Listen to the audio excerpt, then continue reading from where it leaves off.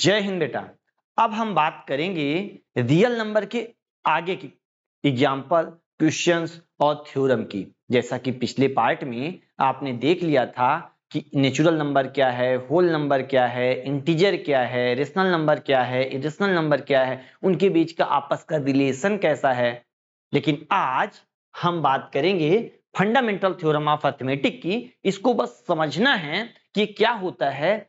आता एग्जाम के point of view से इंपॉर्टेंट नहीं है, लेकिन फिर भी आपको फंडामेंटल थ्योरम ऑफ अर्थमेटिक इसलिए जानना चाहिए क्योंकि इसका यूज इंपॉर्टेंट होता है। तो आप देख रहे हैं लिखा हुआ है एवरी कंपोजिट नंबर। अब ये सर जी कंपोजिट नंबर क्या होता है, तो पहले समझ लेते हैं प्राइम नंबर और कंपोजिट नंबर। तो प्राइम नंबर पहले समझ लेते हैं बेटा। प्राइम नंबर कौन से होते हैं?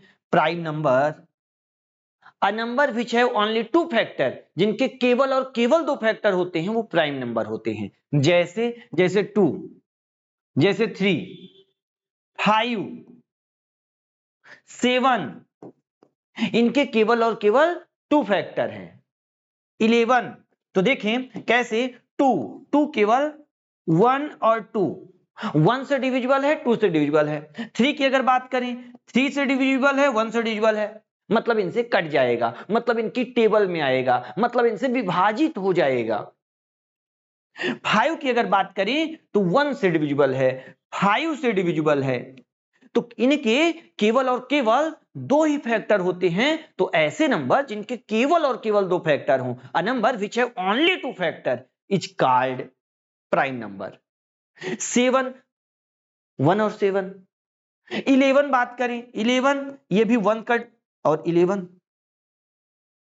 ध्यान रखने वाली बात यह है कि 1 से लेकर 100 के बीच में, 1 से लेकर 100 के बीच में केवल 25 प्राइम नंबर आते हैं, केवल 25 प्राइम नंबर आते हैं। ये आपको ध्यान रखना है। बाकी इसके अलावा कंपोजिट नंबर है, इसके अलावा बाकी कंपोजिट नंबर है। तो composite number a number which have more than 3 factor, a number which have more than two factor, a number which have more than two factor called composite number, composite number, composite number, a number which have more than three factor। ध्यान रखना बेटा, इसके 3 से ज्यादा factor होते हैं, more than 3 factor. इसका मतलब स्मॉलेस्ट कंपोजिट नंबर कौन सा है? स्मॉलेस्ट कंपोजिट नंबर है 4, 1 नहीं।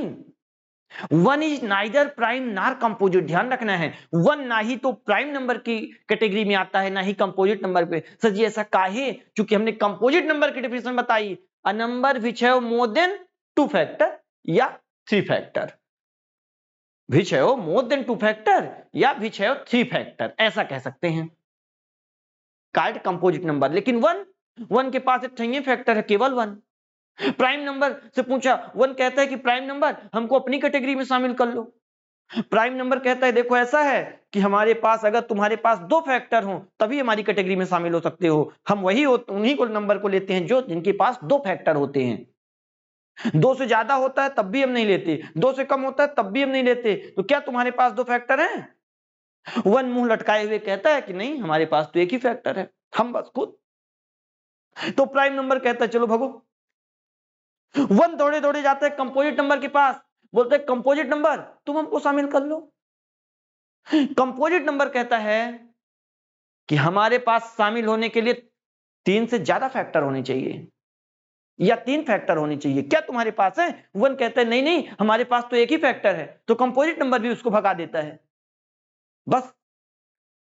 तो 1 ना तो प्राइम नंबर में ना कंपोजिट नंबर में। तो क्या सोच रहे हो कि 1 की इज्जत नहीं है? नहीं बेटा, 1 की इज्जत है। 1 तब से सभी के साथ बैठने लगा। आप सुनते भी तो हो सबका मालिक एक, एक मतलब 1 सबका मालिक है। कैसे? सभी के फैक्टर में इंटू 1 करते हो। कंपोजिट नंबर जिनके पास 3 या 3 से ज्यादा फैक्टर हो, मतलब 2 से ज्यादा ही होने चाहिए, 2 नहीं। तो देखें 4 का अगर फैक्टर की हम बात करें बेटा, 4 के फैक्टर की, तो 1 फैक्टर है, 2 फैक्टर है, 4 फैक्टर है। मतलब 1 की टेबल में 4 आएगा, 2 की टेबल में 4 आएगा, 4 की टेबल में 4 आएगा। इस वजह से 4 कैसा नंबर हुआ? कंपोजिट नंबर हुआ। अगर हम आगे बात करें 6, तो 6 कैसा नंबर है? 6 कंपोजिट नंबर है। 1 की टेबल में आएगा, 2 की टेबल में आएगा, 3 की टेबल में आएगा, खुद 6 की टेबल में आएगा। इसके पास 4 फैक्टर हैं। कंपोजिट नंबर बोला था 3 या 3 से ज्यादा हो, और 2 से तो ज्यादा ही होनी चाहिए। तो 1 2 3 4, 4 फैक्टर मींस 3 या 3 से ज्यादा। इसका मतलब कि 6 कैसा हुआ? कंपोजिट नंबर हुआ। 10 कैसा हुआ? कंपोजिट नंबर हुआ। 1 भी फैक्टर है, 2 भी फैक्टर है, 5 भी फैक्टर है, 10 भी फैक्टर है, 4 फैक्टर है उसके। इस हिसाब से 10 भी कंपोजिट नंबर हुआ। तो कंपोजिट नंबर समझ गए। अब थ्योरम की बात करते हैं। थ्योरम कहता है बेटा, every composite number can be expressed, every composite number can be expressed as product of prime. अब आप समझ चुके हैं प्राइम्स मतलब प्राइम नंबर क्या है। तो अगर हम 10 को कहते हैं 10 कंपोजिट नंबर है, 10 कंपोजिट नंबर है, तो as a product of prime. आप तो फैक्टराइजेशन जानते ही हैं। इस तरह तो आपने काफी बार 6th क्लास 5th क्लास से सीखा होगा। 2 5 या 10, 5 1 या 5।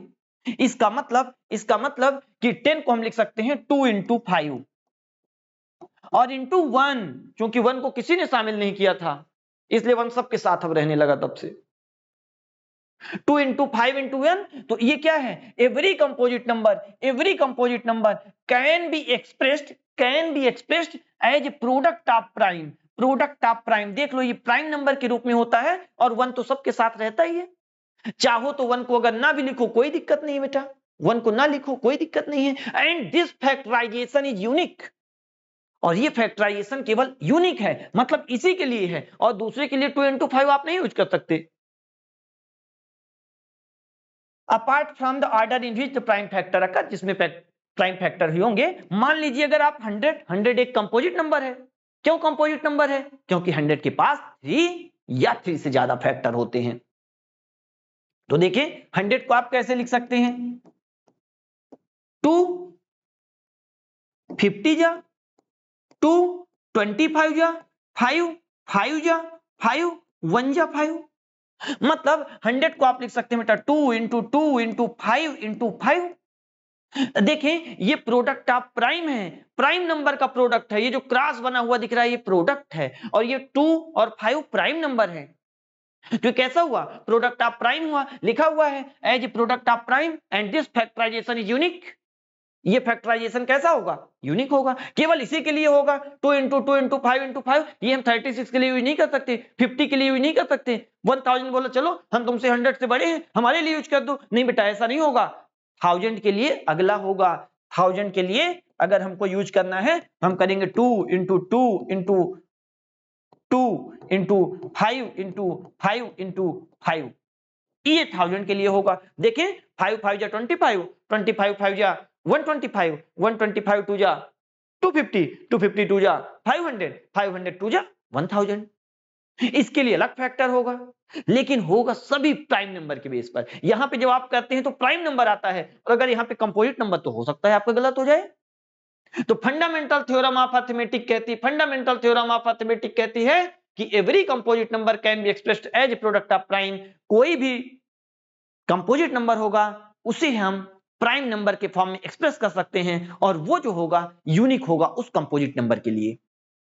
तो ये इस थ्योरम का सेंस है। और अगर हम आगे बात करें तो क्वेश्चन दिया है कंसीडर द नंबर, एक एग्जांपल है, इंपॉर्टेंट एग्जांपल है, आपके लिए आ सकता है, इसलिए हमने रख लिया है इसको। तो consider the number 4 power n, एक ऐसा नंबर मानते हैं 4 power n where n is a natural number. n natural number, अब आपको हम बताए हैं नेचुरल नंबर क्या होता है, वही जो मम्मी ने आपको काउंटिंग नंबर सिखाया था। आप जानते हैं all counting number is natural number 1 2 3 4 5 dot dot dot dot. देखिए बेटा, check whether there is any value of n for which 4 power n end with the digit 0। क्या अगर किसी नंबर में 4 पावर n है, यहां से बेटा आंसर है। ये आपको लैंग्वेज वाला क्वेश्चन है, लेकिन इसको हम समझा देते हैं कि इस लैंग्वेज में लिखा क्या हुआ है। क्वेश्चन ये कह रहा है कि क्या कोई 4 की पावर n हो और n की जगह पे अगर हम कोई नेचुरल नंबर रख लें, n की जगह पे अगर कोई नेचुरल नंबर रख लें, तो क्या ये कभी इसका इंड जो होगा वो यूनिट डिजिट 0 आएगी? क्या उसकी यूनिट डिजिट 0 आएगी?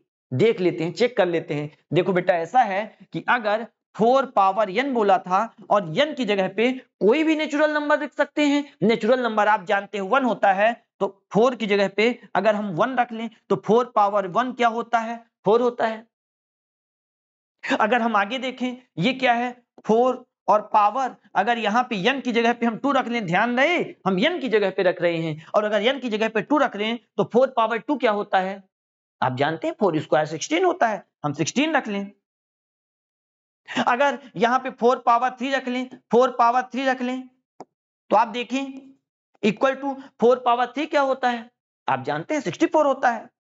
मतलब आप क्या देख रहे हैं कि क्या कहीं पे आप देखें 0 आ रहा है? कहता है क्वेश्चन, क्या डिजिट 0 आती है? यूनिट डिजिट 0 आती है? इंड विद द डिजिट 0, क्या ये 0 के साथ समाप्त होता है? 4 की पावर n रहती है तो नहीं, 4 की पावर 2 रहती है तो इंड डिजिट 0 नहीं आई, इंड डिजिट 0 नहीं आई। 4 पावर 3 रहा तो इंड डिजिट 0 नहीं आई।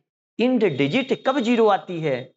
ध्यान रहे, इंड डिजिट 0 होने के लिए उसके पास 2 power n into 5 power n यम का होना जरूरी है। या तो यम यहां भी लिख सकते हो या यहां भी लिख सकते हो, कोई नहीं, क्योंकि यम और n दोनों ही वेरिएबल हैं। इसका क्या मतलब हुआ सर जी?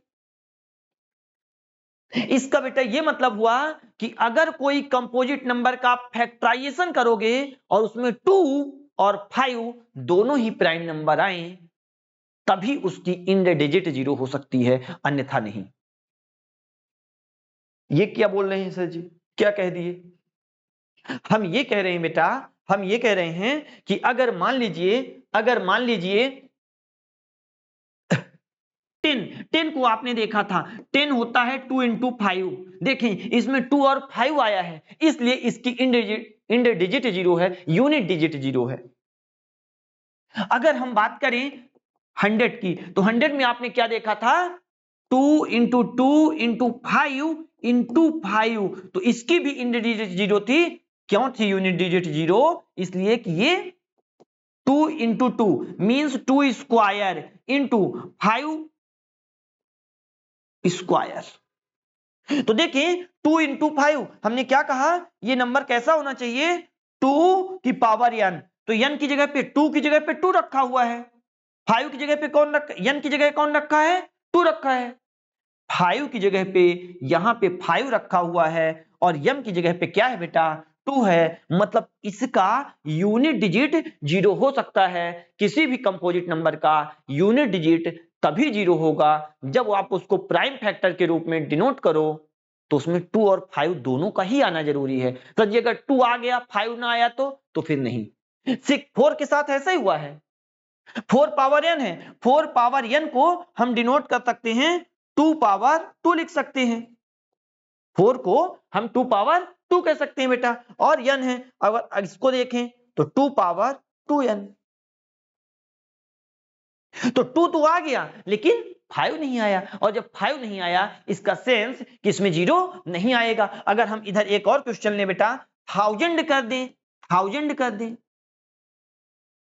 तो 1000 में क्या होगा? 2 into 2 into 2 into 5 into 5 into 5। इसका मीन्स क्या हुआ बेटा? 2 3 टाइम्स देख रहे हैं, इसका मतलब 2 पावर 3 इंटू 5 आप 3 टाइम्स देख रहे हैं, मीन्स 5 पावर 3। देखो इसमें भी यूनिट डिजिट 0 आया है, लेकिन कब?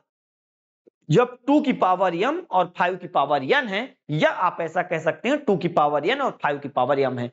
अगर किसी भी नंबर में 2 और 5 दोनों हैं तो फिर इंड डिजिट 0 आएगा, अदरवाइज नहीं।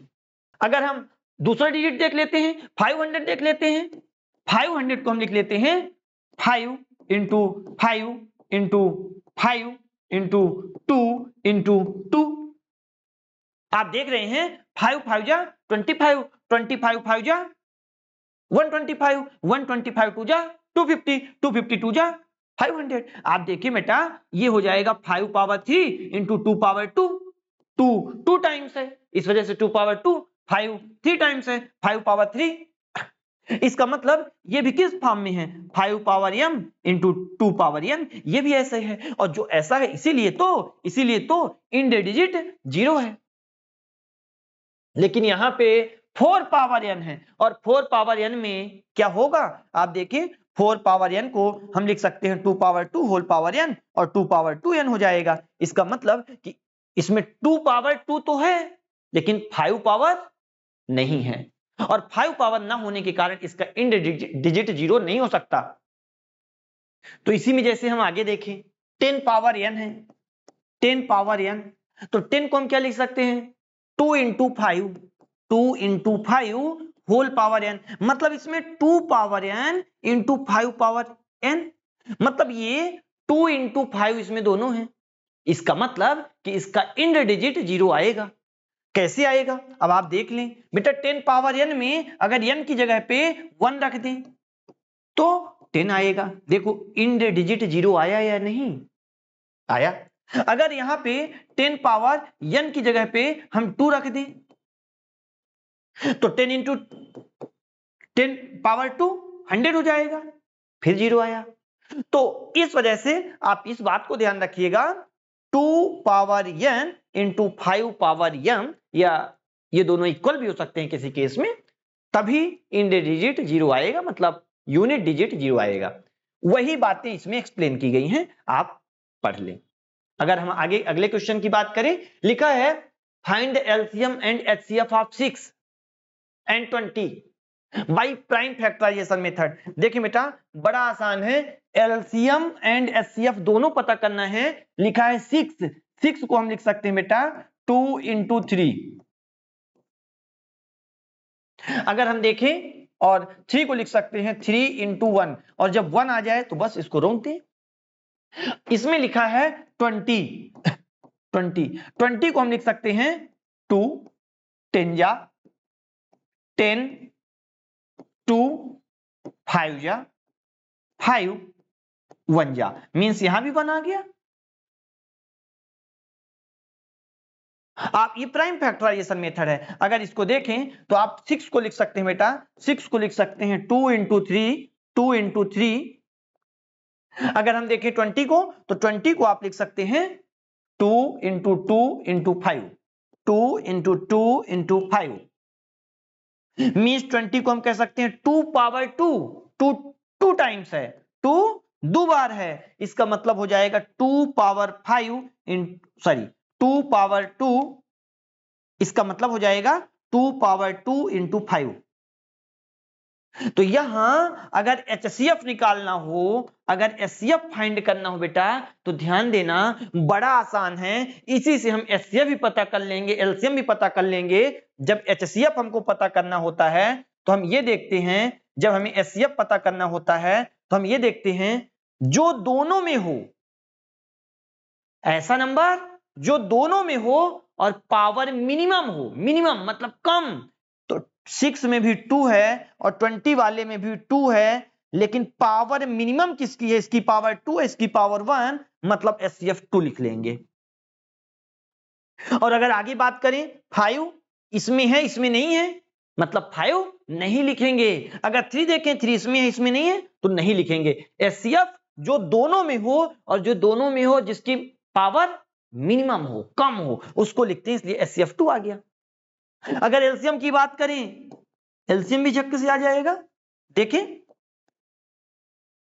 एलसीएम में क्या करते हैं, जो दोनों में हो और जिसकी पावर मैक्सिमम हो, ज्यादा हो, अधिकतम हो, मतलब 2 है और 2 इसमें भी है, पावर मैक्सिमम किसकी है 2 पावर 2 की, मीन्स हम लिखेंगे 2 पावर 2। ये 3 भी बुरा मान जाएगा कि हमको बताओ किसी भी नहीं रख रहे हैं, चलो एलसीएम में 3 बच गया, लिख लेते हैं।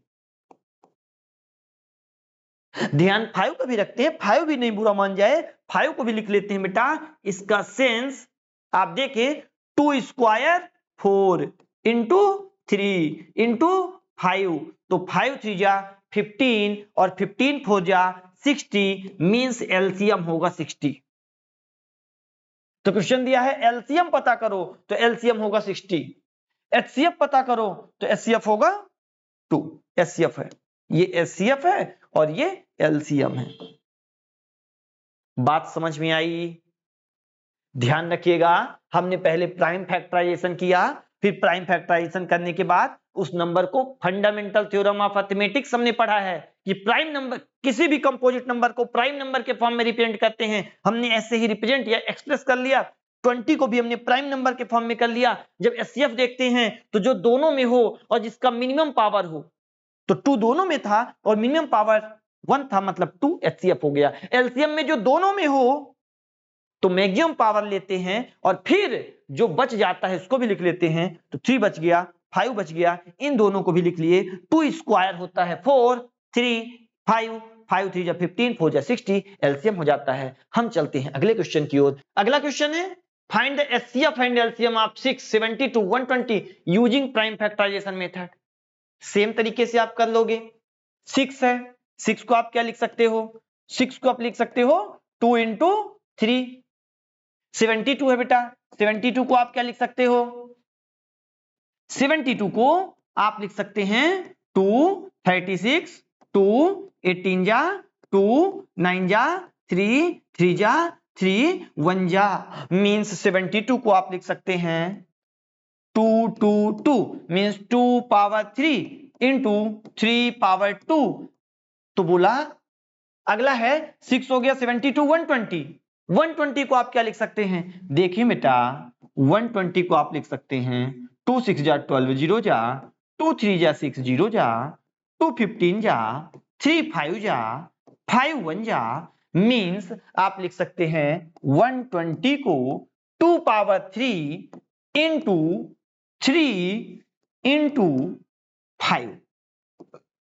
अब एचसीएफ पता करना है, और जब एचसीएफ पता करना होता है तो हम क्या देखते हैं?